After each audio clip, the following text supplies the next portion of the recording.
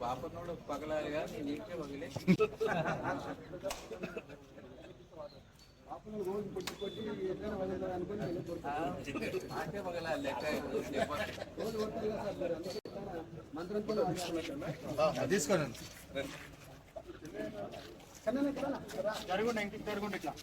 Slogans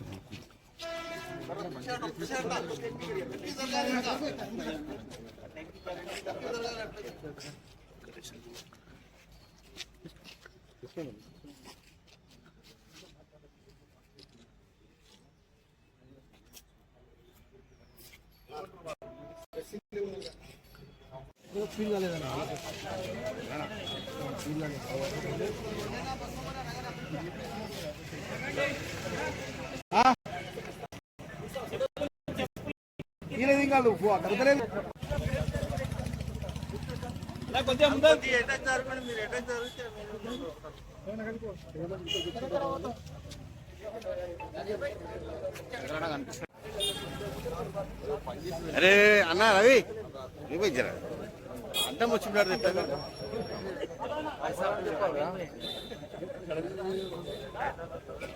అన్నా ఎందలకి ఇట్లా okay బాబరానా కొంచెం ఎమ్మెల్యే సాబ్ కనిపిస్తలే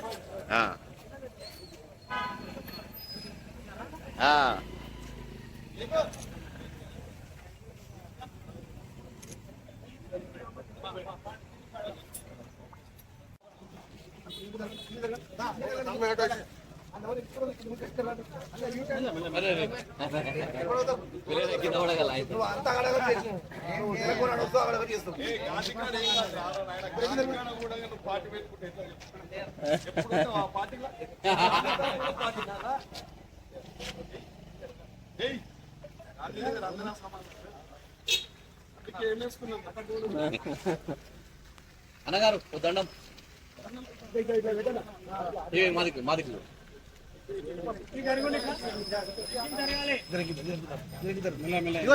ఇంకొంచెం జరగాలి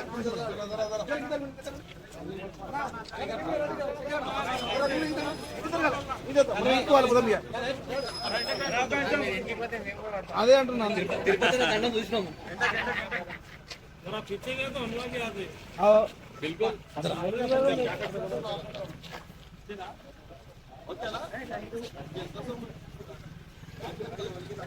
ఈరోజు భారతదేశానికి బ్రిటిషుల యొక్క పాలన నుంచి, వాళ్ళ పీడ నుంచి, వాళ్ళ కబంధ హస్తాల నుంచి భారతదేశానికి స్వాతంత్రం సాధించి పెట్టిన ఇద్దరు వ్యక్తుల యొక్క జన్మదినం పురస్కరించుకొని ఇలా యావత్ భారతదేశంలో ఘనంగా జరుపుతూ ఉన్నాం. షాద్నగర్లో కూడా మేమందరం కలిసి పార్టీల కన్నా గాంధీ కన్నా కళలు నిజం చేయాలని ఒక సంకల్పంతో ఇలా గాంధీ గారు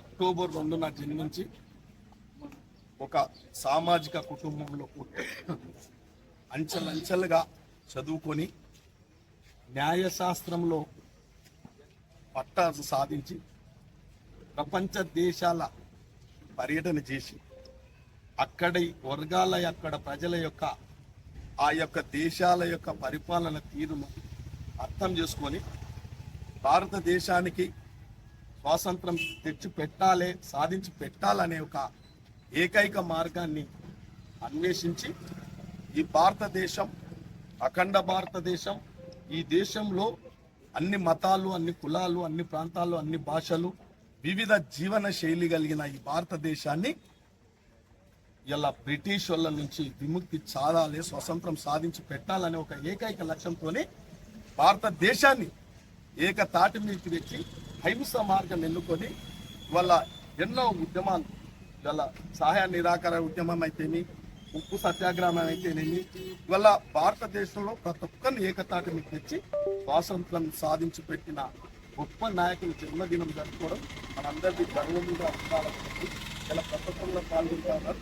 అదేవిధంగా రెండవ వ్యక్తి, భారతదేశానికి స్వాతంత్రం వచ్చినాక రెండవ ప్రధాని లాల్ బహదూర్ శాస్త్రి గారు కాబట్టి వారు కూడా స్వాతంత్ర ఉద్యమంలో మహాత్మా గాంధీ ఎంబడి ఉండి స్వతంత్ర ఉద్యమంలో స్వాతంత్రం సాధించి పెట్టడానికి పూర్తిగా సహకరించిన వ్యక్తి మనందరికి తెలుసు.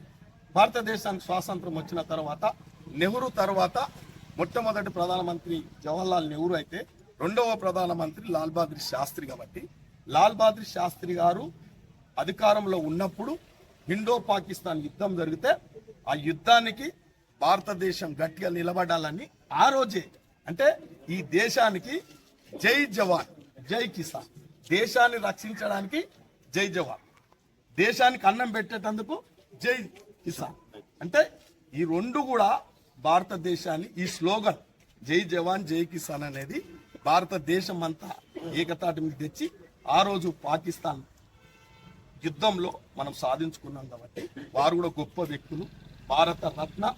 ఈ భారతదేశాన్ని ఒక రాజ్యాంగం, ఒక సరళ రాజ్యాంగాన్ని ఏర్పాటు చేసుకొని ప్రజాస్వామ్య ప్రభుత్వాలు రాజ్యాంగానికి లోబడి ఇలా భారతదేశం అఖండ భారతదేశం, ఈ భారతదేశంలో సామాజికంగా ఆర్థికంగా ఒక ఎవరికి స్వేచ్ఛకు భంగం కలగకుండా, సమానత్వానికి భంగం కలగకుండా ఈ రాజ్యాంగం రక్షించాలి. దానిని పరిరక్షించుకోవాల్సిన బాధ్యత ప్రతి రాజకీయ నాయకుని మీద, ప్రతి భారతదేశ పౌరుని మీద ఇలా ఉంది. కాబట్టి కొన్ని పార్టీలు వాళ్ళ రాజ్యాంగానికి ఎప్పటికప్పుడు వాళ్ళ ఇష్టానుసారంగా రాజ్యాంగానికి తూట్లు కొర్చి తనకు అనుకూలంగా మలుచుకుంటున్నారు. అక్కడక్కడ విచ్ఛిన్నకార శక్తులు కూడా భారతదేశంలో అలజడులు సృష్టిస్తూ ఉన్నాయి. కాబట్టి మైనార్టీల మీద అయితేమి, క్రైస్తవుల మీద అయితేనేమి దాడులు చేస్తున్నారు. కాబట్టి ఆ దాడులు జరగకుండా మనం అందరం కాపాడుకోవాల్సిన బాధ్యత ఉంది. కాబట్టి స్వాతంత్రం సాధించి పెట్టుకున్నదే అందరం స్వేచ్ఛగా సమానత్వగా బతకాలనేదే భారత రాజ్యాంగం యొక్క ఉద్దేశం.